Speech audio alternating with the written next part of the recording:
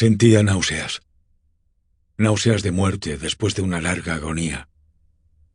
Y cuando por fin me desataron y pude sentarme, sentí que mis sentidos me abandonaban.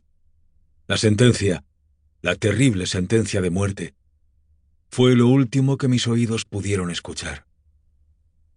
Después el sonido de las voces de los inquisidores parecía mezclado con un soñoliento zumbido indeterminado. Trajo a mi alma la idea de revolución, tal vez por asociación imaginaria con el ronroneo de una rueda de molino. Esto duró solo un instante, pero luego no oí nada más.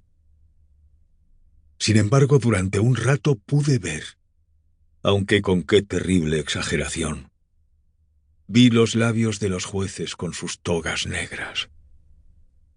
Me parecían blancos, más blancos que la hoja sobre la que escribo estas palabras, y finos hasta lo grotesco, finos con la intensidad de su expresión de firmeza, de inmutable resolución, de absoluto desprecio hacia la tortura humana. Vi que los decretos de lo que para mí era el destino salían aún de esos labios. Los vi torcerse mientras pronunciaban la sentencia de muerte. Los vi modular las sílabas de mi nombre. Y temblé, porque no hubo más sonidos. También vi durante unos momentos de delirante horror el suave y casi imperceptible movimiento de los negros tapices que cubrían las paredes de la habitación. Y después mi vista cayó sobre las 7 altas velas que había sobre la mesa. Primero, tenían un aspecto de símbolos de caridad y parecían blancos y esbeltos ángeles que podrían salvarme.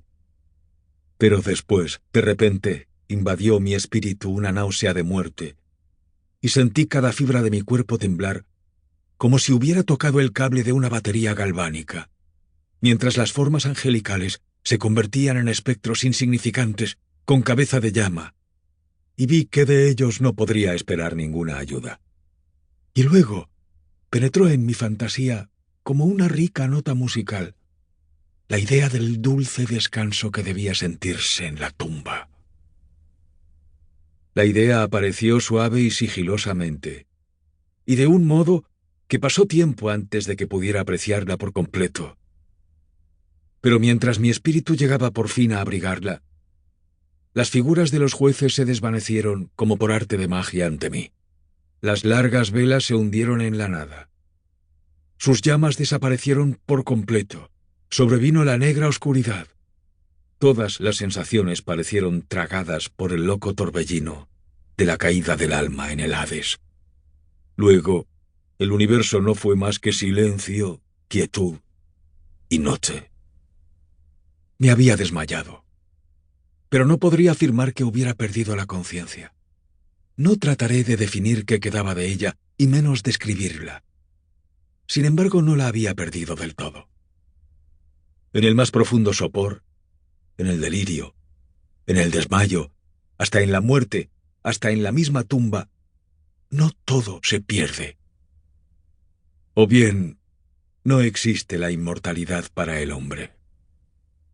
Cuando surgimos del más profundo de los sopores, rompemos la sutil tela de algún sueño. Sin embargo, un poco más tarde, tan frágil puede haber sido esa tela, no recordamos lo que hemos soñado.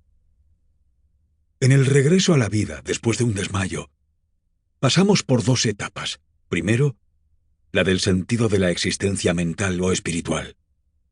Segundo, la del sentido de la existencia física.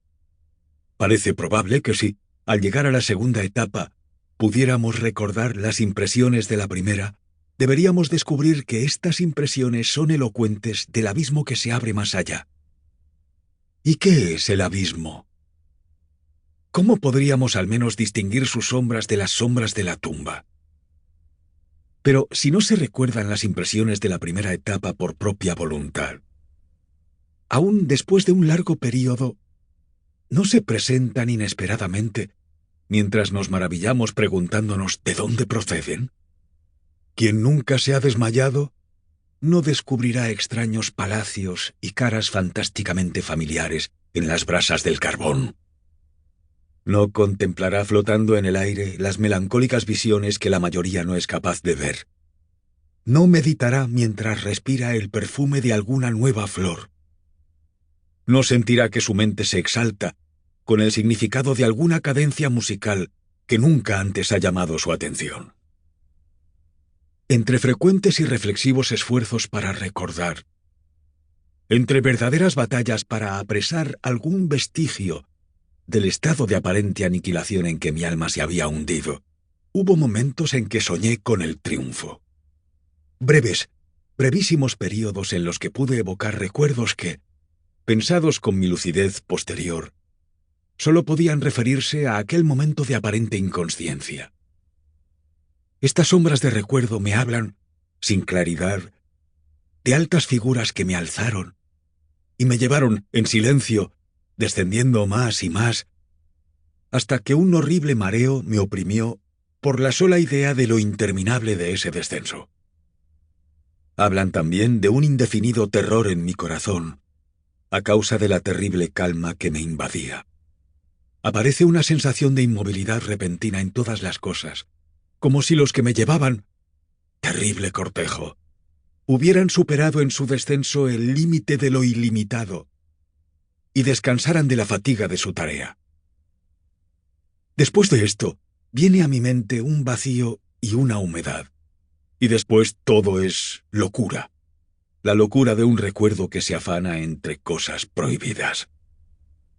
De repente, regresaron a mi alma el movimiento y el sonido, el tumultuoso movimiento del corazón y en mis oídos el sonido de sus latidos. Después, una pausa en la que todo era confuso. Más tarde, nuevamente sonido, movimiento y tacto.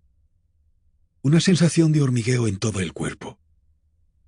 Y luego, la mera conciencia de existir, sin pensamiento. Una situación que duró mucho tiempo. Después, de repente, el pensamiento de un terror estremecedor y una lucha para comprender mi estado real. A continuación, un profundo deseo de recaer en la insensibilidad. Luego, un violento revivir del alma y un triunfal esfuerzo por moverme. Y entonces, el recuerdo vívido del proceso, de los jueces, de los tapices negros, de la sentencia, de la náusea, del desmayo. Después, total olvido de todo lo que siguió, de todo lo que tiempos posteriores y un obstinado esfuerzo me han permitido recordar vagamente. Hasta entonces no había abierto los ojos. Sentía que yacía de espaldas y no estaba atado. Alargué la mano que cayó pesadamente sobre algo húmedo y duro. La dejé allí durante algunos minutos, mientras intentaba imaginar dónde estaría y qué pasaría conmigo. Deseaba abrir los ojos, pero no me animaba. Temía la primera visión de los objetos que me rodeaban. No tenía miedo de ver cosas horribles, sino que me horrorizaba la posibilidad de que no hubiera nada para ver.